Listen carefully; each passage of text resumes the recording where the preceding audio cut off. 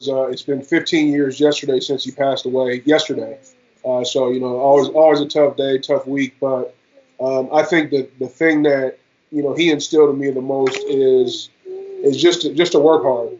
Just to work hard and to always put your best foot forward in whatever you do, and not always look for the gratitude behind that. He was very much just like, hey, I'm going to do this for this person and don't need any kind of gratitude. And I try to teach this to my kids. Give freely. It's not about getting anything in return when you give to somebody. You just give of your time. You're here to serve folks, and he was the best example of a servant I could ever find. And so I try to do that for my kids, and hopefully they pick up on that. And they can do the same for the next generation. What's doing, everybody? Welcome to First Class Fatherhood. I'm Alec Lace, and before I hit you with today's interview, make sure you subscribe to my YouTube channel and hit the link in the description so you can listen to all of the interviews I've done with so many tremendous dads, including Dana White, Deion Sanders, Tony Hawk, and so many others. Now let's get going with today's interview.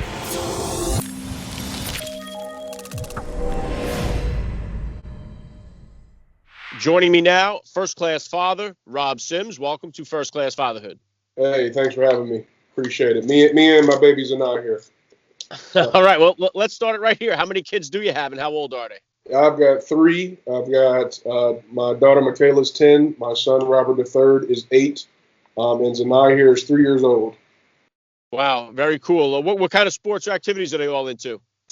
So, we kind of let them just be kids when they're younger. My parents allowed me to do that, just kind of be a kid and run around and kind of find my way. And my oldest is starting to do a little volleyball. She likes a little basketball. She's about 5'3", so she's going to be a tall one. So, we'll see. I'm looking forward to seeing where they all fall sports-wise. Very cool. Rob, if you could, please just take 1 minute here to hit my listeners a little bit about your background and what you do. So I'm a former NFL player, turned entrepreneur.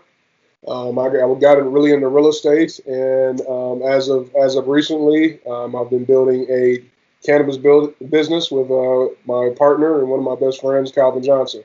So the Primitiv brand is what we put out in the market right now. So it's a good thing, and it's a lot of fun. Yeah, good stuff. I'm going to hit on Primitiv in just a minute here. If you could, Rob, take us back to the beginning of your fatherhood journey here. About how old were you then when you first became a dad, and how did becoming a father kind of change your perspective on life? Well, I was 28 when we had Michaela. I'll be 38 this year. So it's been 10 years almost 11 years since I've been a dad.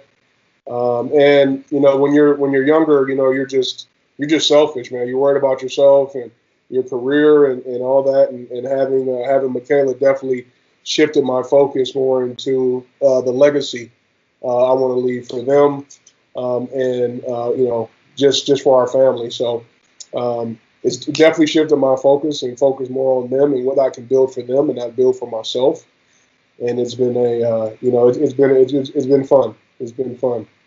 Yeah, very well said, Rob. And what would you consider to be the top values that you're hoping to instill in your kids growing up? Definitely hard work, perseverance. Being an NFL football player and being an entrepreneur. I think the thing I've learned the most is that you just got to keep on moving and keep going through the hard days. And life isn't meant to be easy by any means. It's meant to be tough. Even though we've been afforded some luxuries in our lives, you're still going to have bad days, and you're going to have to be able to get up and get through those bad days, just as you can do the good days. So for me, that's what I want them to learn, just to keep moving. Yeah, awesome, Rob. And I know you played about 9 seasons, I think, in the NFL it was. Now, did having kids, becoming a dad, influence your decision to retire from the NFL, or was it time for you to go? I think it was just time for me to go. My father actually played in the NFL, played for the Cleveland Browns, and my father-in-law, Tony Nathan, used to play for the Dolphins. So football is very much the family business for a couple generations here. So, I kind of knew the good, the bad, and the ugly of what it looks like to transition out of the league. And for me and what I wanted to do as an entrepreneur, it was perfect. It was perfect and time for me to leave. And, I'm glad I did, and haven't looked back since.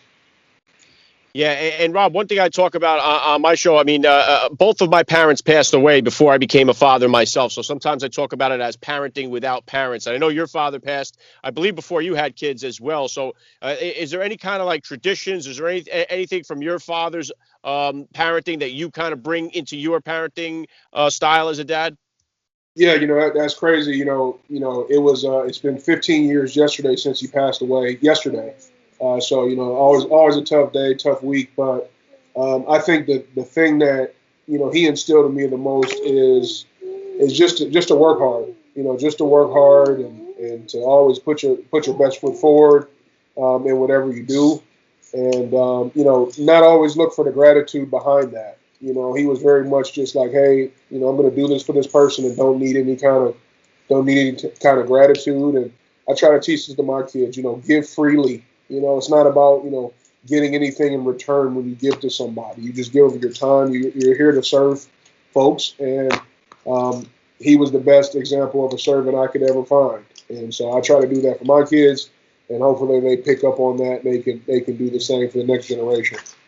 Yeah, very well said, Rob. And I know you say finding a way to serve. I know philanthropy is something that's big with you. And obviously now I want to hit on the Primitiv here. What was the genesis of you and Calvin starting the Primitiv brand, the Primitiv group, and what can you tell our listeners about it? Well, we've always thought that the plant and cannabis was great for when we were playing, when we were done playing, as far as using cannabis and finding different applications for cannabis.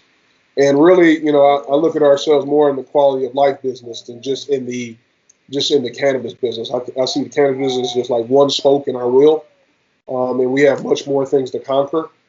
But just really wanting to be able to provide not only players but people that are dealing with pain and neurocognitive disease and other ailments a safe alternative other than pain medication, and just give people relief. So it started with cannabis real estate, and that just kept on going. So now we have our own cannabis brand. So never thought in a million years I would be in the cannabis business, but I'm here and I'm proud of it. And I'm looking forward to see what we can build here. Yeah, and Rob, I think it's exciting to see so many different cannabis businesses, geared towards chronic pain because I'm a recovering alcoholic and an addict myself. Smoked weed almost my entire life, and now I'm clean and sober from everything for about 3 years. But my experience with marijuana is completely different than my experience with oxycodone. I became addicted to that, and that was just a nightmare on wheels. And so it's great that people can have these alternatives to dealing with chronic pain, such as the cannabis brand. Now, what do you think? One thing I know that's different here for me towards the end of when I was smoking, as opposed to when I was a teenager, is it's gotten so much stronger. The THC levels have just ballooned in the marijuana. What are the THC levels? What is the cannabis? What is the difference between the cannabis that you guys are dealing with, other than like you would say the street cannabis that these guys are getting? Well, I think our focus as a company is not so much like on the THC content, even though we have some strains that are in the upper 20s, which is everybody's looking for almost 30. We have those strains, but for us and the way we want to educate people is really about the total package of not just the THC, but the CBD, the CBG, the CBN, everything that's involved in the overall makeup of the plant. And not only THC and CBD can help, but all these other minors can help as well. And there's an entourage effect about them all kind of being together. I think that's just something that we're going to have to educate folks over time. And I think new users will understand that a lot better than the actual connoisseur understands. But it's a wide open field, a wide open opportunity for us to be able to educate folks on what's next in the space. Yeah, I think that's the key word too, is education, getting people to understand the difference between what it is. So I think it's awesome to see so many different people getting involved in it now. It's become an industry for so many people now, giving people jobs, creating jobs in the field and everything too. So I think it's a win all the way around. And then bringing it back into you as a father here, Rob, what type of disciplinarian are you as a dad? And is that different than the discipline style that you grew up with? I'm probably not the best disciplinarian with them. I'm kind of the cool dad. I've worked a lot of hours, whether it be on the field or in our business. My wife is probably more the disciplinarian of our children. Of course, I step in I play security when she needs me to play security, but we got pretty good kids. So I'm probably more of the fun dad, everybody get along dad, if I could say so. But my dad was very similar. He worked a lot of hours. He worked 2, 3 jobs my whole life growing up. When I got to actually see him and be a part of him, it was an absolute treat. I remember waking up at 2, 3 in the morning, him cooking waffles, and us sitting there eating waffles, man. So it's things like that I try to be around for my kids. We do pancake breakfast every Saturday. That's something I've kind of learned from my dad, just the eating aspect and feeding people aspect. So I would say disciplinary wise, I'm probably the softie.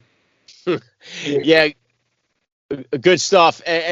And then how about as far as, one thing that's, I think you said your son was 8 years old. One of the challenges or difficult decisions for a lot of parents, a lot of dads out there is whether or not to allow their kids to play tackle football, contact football. So what's your advice? How do you kind of feel? What's a good age for kids to start playing tackle football? I didn't play until I was in 7th grade. My dad didn't play in his 7th grade. My father-in-law didn't play till later on in his career. Calvin didn't play till 7th grade. I like little league ball. I think it's great to learn kids discipline, and kids want to play as much as they can. They won't have the opportunity to go as far as I can, but for me and my family, I think waiting till they're a little farther along, they're grown into their bodies a little bit more, understand the game a little bit more before putting them out there. And my dad never pushed football on me. We hardly even watched the game together. Our focus was somewhere else, and the game kind of found me.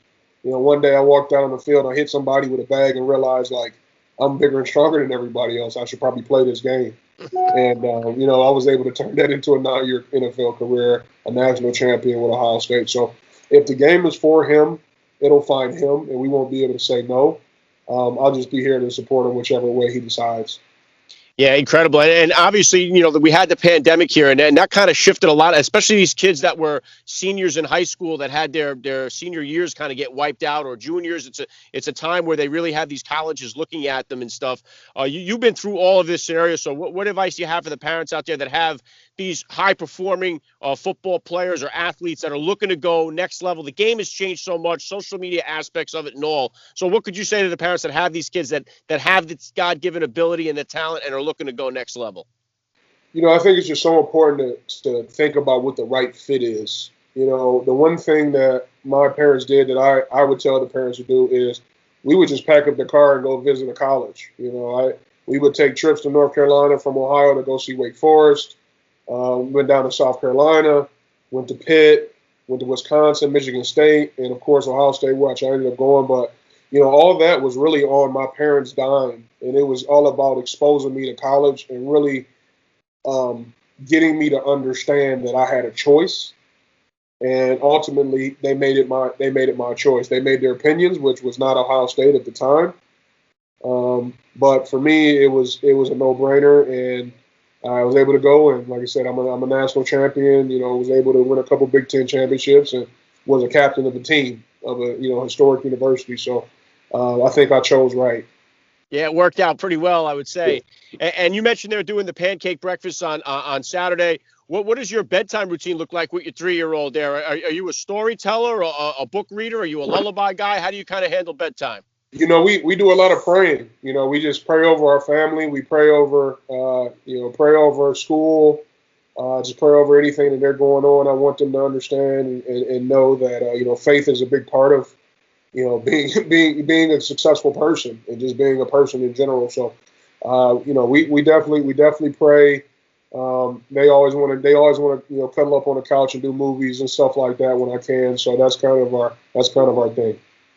Yeah, and I'll be honest with you, Rob, all 6 of us, like I said, I have 4 kids myself. We all sit down and eat dinner at 6 o'clock every night. We all pray together before dinner. It's my favorite part of the day. It's when all the technology kind of goes away and we get a chance to connect with the one-on-one time. And that leads me into this. Like, a lot of us struggle with the screen time, myself included here. I find myself using this phone a lot more than I want to be. So how do you kind of handle the technology and screen time and stuff like that with your kids? We could definitely be better at it.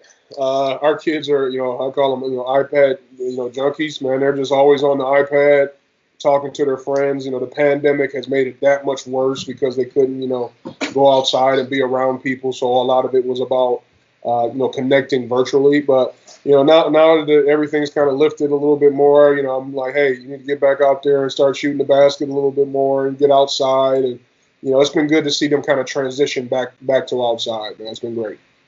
Yeah, same over here. The pandemic really kind of put the damper on everything. I feel like we had somewhat of a good handle on it before this happened, and then they got pushed online virtually, and then it just became it became a little too much at one point there. So, what do you got next coming up for you here, Rob? What kind of goals or plans you got for yourself for the future here?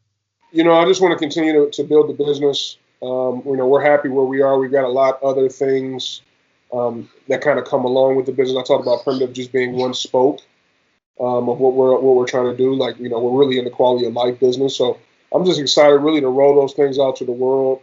I'm really excited about just continue to turn the page and start over new chapters in my life, and my kids and my wife to be there for it, and for us to just enjoy it. Know there's going to be some struggles and know we got to fight, but the fact that we're going to be able to get through it no matter what it is. So I'm just looking forward to continuing to move forward in my life.